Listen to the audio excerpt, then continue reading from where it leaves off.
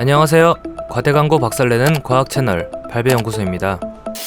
풍만한 가슴, 사회적 분위기에 따라 미의 척도는 조금씩 달라져 왔습니다. 그러나 풍만한 가슴에 대한 선호도는 인간의 역사를 되돌아봐도 거의 기복이 없었을 정도로 꾸준했으니 왜 미국에서 가장 흔한 성형수술이 가슴 확대 수술인지 알 수 있습니다. 우리나라에서는 미국과 다르게 쌍꺼풀 수술이 가장 흔한 성형수술이고 의외로 가슴 성형수술은 쌍꺼풀 수술, 코 수술, 안면 윤곽 수술, 지방 흡입 수술 다음인 5위에 그치지만 이것은 아마도 서구권 문화와는 달리 가슴 수술 후 흉터나 인공적인 형태의 가슴이 되는 부작용을 꺼리는 심리 또는 경제적인 문제로 쉽사리 수술을 결정하지 못할 뿐 인터넷 쇼핑몰 등에서 판매되는 가슴 확대 관련 제품들의 판매 현황이나 후기를 보면 풍만한 가슴을 꿈꾸는 여성들이 생각보다 많다는 것을 엿볼 수 있습니다. 그래서 오늘은 가슴 확대 제품에 대한 이야기를 해볼까 합니다.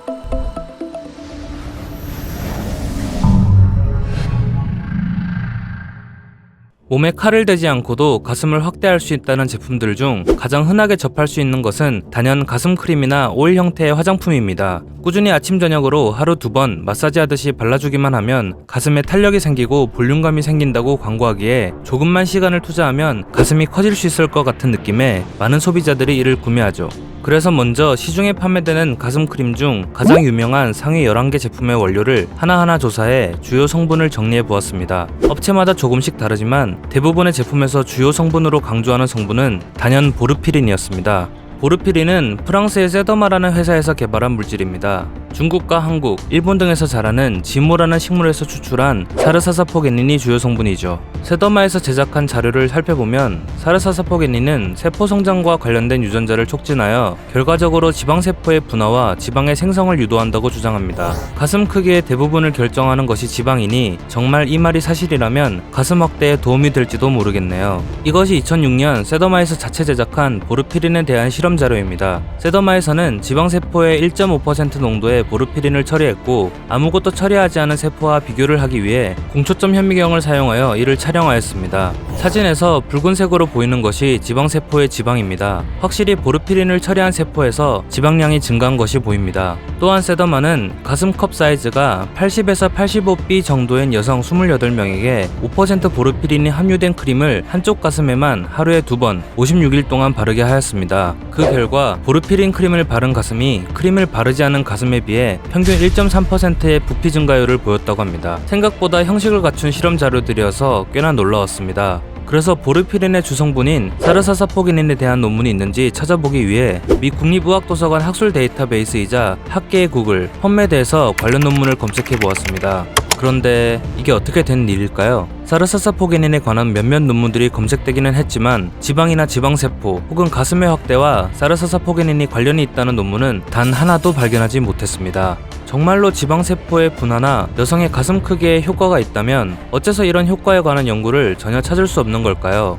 공신력 있는 학술 자료가 전혀 없었기에 제품을 판매하는 회사에서 자체 제작한 자료만으로는 보르피린에 대한 효과를 신뢰하기가 어렵다는 판단이 듭니다. 아니나 다를까 2019년 식약처는 소셜미디어와 온라인 쇼핑몰에서 판매되고 있는 1478건의 식품과 화장품을 점검하여 이 중 가슴 확대와 관련된 효능을 광고하고 가슴 확대, 지방세포 부피 증가, 볼륨 업과 같은 표현을 사용한 218건의 사례에 대해 행정처분을 내렸습니다. 그리고 적발된 가슴 확대 제품 중에는 현재 관련 상품들 중 가장 유명한 업체의 크림, 패치형 제품 모두 포함되어 있었습니다. 식약처는 화장품이란 인체의 청결, 미화 등을 목적으로 사용되는 물품, 즉 인체에 대한 작용이 경미한 제품으로 가슴 확대는 의학적 효능에 해당하고 가슴을 확대하는 의약품 또한 존재하지 않는다며 이는 과대 허위 광고이며 명백한 화장품법 위반 행위라고 경고했습니다. 또한 업체들이 보르피린과 같은 일부 성분의 효과를 주장했으나 근거로 제시된 특허 내용의 유의성을 인정할 수 없다고 못 받기도 했죠.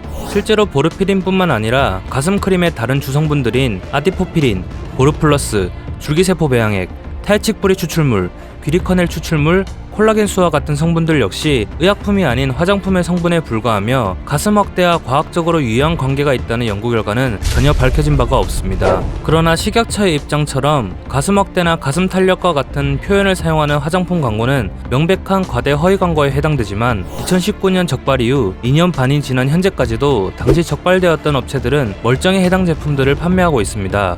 제품 중에는 10만원이 넘는 고가의 제품도 있죠. 소비자의 컴플렉스와 간절함을 이용하여 과대 허위 광고로 금전적 이득을 취하는 화장품 업체들과 제대로 된 검증 없이 광고비에 눈이 멀어 이를 광고하는 일부 인플루언서들은 양심적인 가책을 느껴야 합니다. 그렇다면 화장품이 아닌 제품은 어떨까요? 가슴 확대기 혹은 음압형 가슴 마사지기 등과 같은 이름을 가지고 있는 이 기기는 돔 형태로 되어 있는 커버를 가슴에 씌우고 일정량의 음압을 가해 스트레칭 효과를 주는 형태의 제품으로 세포에 스트레스를 가해 세포 증식 또는 성장, 조직 재생을 유도하는 방식이라고 합니다. 하지만 이 제품 역시 정확히 어떤 작용으로 가슴을 커지게 하는지에 대해서는 밝혀진 바가 없습니다. 그러나 이런 형태의 제품의 경우 오히려 보르피린과는 달리 학계에 보고된 논문이 존재합니다. 2020년 건국대학교 화장품공학과의 김경현 교수는 국내 모 화장품 업체의 음압형 기기를 이용하여 20대와 40대 사이 여성 16명에게 하루에 10시간씩 10주 동안 이 제품을 착용하게 했습니다. 10주 후 여성들의 가슴 크기를 확인해본 결과 제품을 사용하기 전과 비교했을 때 가슴의 직경이 평균 2.94cm 증가했으며 윗가슴에서 밑가슴 둘레를 뺀 컵 사이즈는 2.34cm가 증가했고 가슴의 볼륨은 약 60ml 증가하였으나 가슴의 상하 위치는 변화가 없었습니다. 해당 시험에 참가했던 여성들의 체중에는 변화가 없었고 이외에도 음압형 기기가 여성의 가슴 확대에 도움을 준다는 다른 논문들도 존재하기 때문에 음압형 기기가 여성의 가슴 확대에 어느 정도 효과가 있다는 것은 사실인 것으로 보입니다. 그러나 앞에서 말했듯이 이러한 기기들의 효과가 정확히 어떤 작용으로 이루어지는지는 밝혀진 바가 없고 여성의 가슴 사이즈의 변화는 호르몬의 변화와 같은 복합적인 변수가 존재할 뿐만 아니라 해당 연구에서처럼 정말로 효과를 조금이라도 보기 위해서는 하루에 10시간에 달하는 시간을 기기를 착용한 채 보내야 하기 때문에 현실적으로 일반 여성들이 기기 사용으로 효과를 보기에는 어려움이 따를 수 있습니다. 논문의 저자인 김경현 교수 역시 비슷한 이야기를 논문에서 하고 있죠. 게다가 각각의 업체에서 판매하는 제품들마다 가슴에 주는 압력 역시도 천차만별이기 때문에 음압형 기기의 효과는 개인차가 무척 크고 확대 효과가 얼마나 지속될지 장담할 수 없으므로 마냥 효과가 있다고 단정하기에는 어려움이 있습니다. 그리고 현재 쇼핑몰에서 판매되고 있는 음압형 기기의 가격은 소비자들에게 충분히 부담이 될 수 있는 가격이고 의료기기가 아닌 제품들도 교묘히 판매되고 있습니다. 의료기기가 아닌 음압형 기기에 가슴 확대라는 명칭을 사용하는 것은 의료기기법 위반에 해당되니 가슴 마사지기와 가슴 확대기를 혼동하지 말아야 합니다.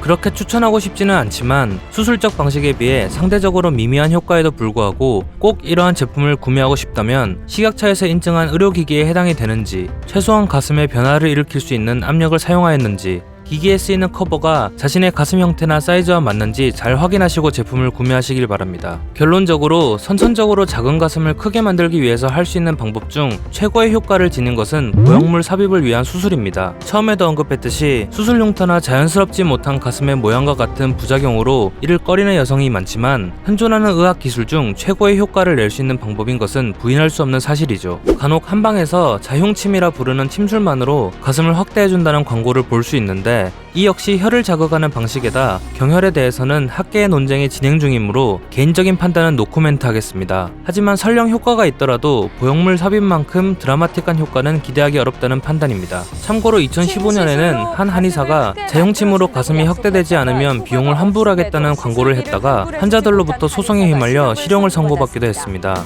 자가지방 이식과 같은 시술 역시 드라마틱한 효과를 기대하기는 어렵습니다. 게다가 부작용이 생길 경우 지방괴사가 일어나거나 지방의 석회화가 발생하여 오히려 수술 전보다 못한 가슴 형태가 되거나 아무런 효과를 보지 못할 수 있으므로 주의해야 합니다.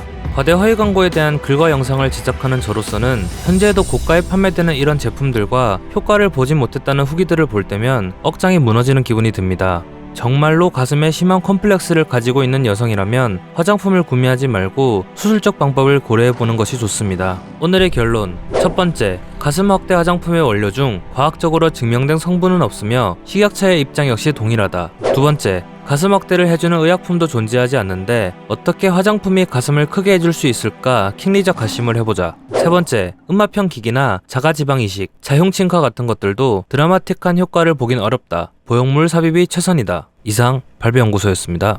과대 광고가 의심되는 제품에 대해 과학적인 분석이 필요하신 분, 혹은 특정 제품에 대해 분석이 필요하신 분은 아래 메일이나 댓글로 제보해주세요.